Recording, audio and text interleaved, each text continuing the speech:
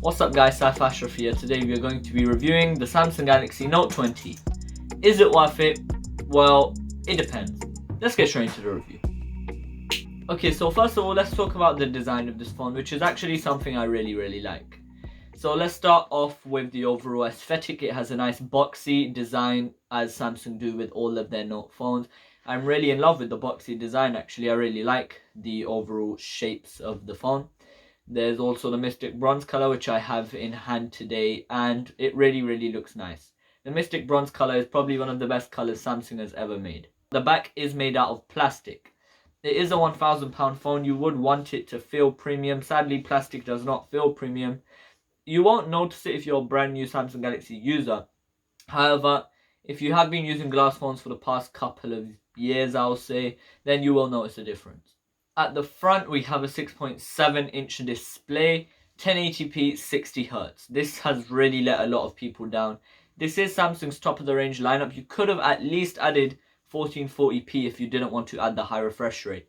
But it looks like we're going to have 1080p 60Hz, which is a huge disappointment. But at the same time, I've said this to Apple before, 120Hz is a really good jump and a good place your phone should be. A lot of budget phones these days do have 120Hz display, so I am quite disappointed that the Samsung Galaxy Note 20 could not add a 120Hz display.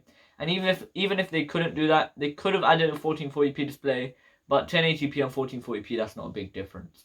On the display, it does have the normal hole punch. It is slightly larger than the Note 20 Ultra. It has no edge like display on the Note 20, which I like, because when I am watching YouTube videos or I'm watching Netflix, then your finger does touch the sides, which causes some accidental presses, which I guess is just nitpicking again, but yeah. On the front, it is using the new Victus glass by Gorilla Glass, which is supposed to be their new scratch resistant glass, and I haven't seen any scratches on my personal device so far, which is a thumbs up for the glass. Talking more about the design, the S Pen has shifted to the other side of the phone, which is quite confusing. All of us were used to having it on the right side of the phone, but it has shifted onto the left, which is just something to get used to. It doesn't have any micro SD card slot, which once again, a Note phone should have everything, and this is lacking another thing. Let's talk about the battery life. The battery life is definitely okay. We do have quite a big battery this size in the Samsung Galaxy Note 20. Because it does not use a power hungry display, by power hungry I mean 120Hz 1440p, the battery life is okay on this phone. You can definitely get about a day with this phone. You do have fast charging, super fast charging, and fast wireless charging on the phone, which means if you do ever run out during the day, you have those options to charge up your phone real quick.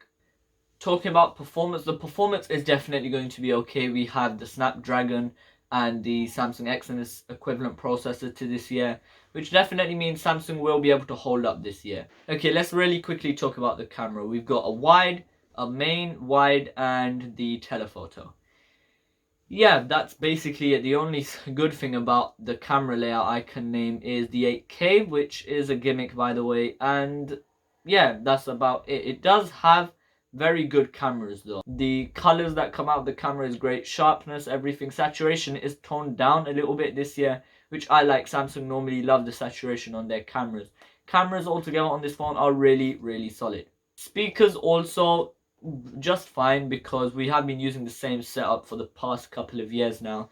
The bass is okay. The speakers are not the top of the end. However, it is okay. You will be able to hear this in loud volumes, and it doesn't distort when you do get to high volumes, which is a good thing. Let's talk about the S Pen. So the S Pen has cut down its latency by quite a lot. Not quite down to the 9 milliseconds on the Note 20 Ultra. I think it's about 27 milliseconds, which is definitely going to be good, as it does make you feel like you are writing on a real piece of paper.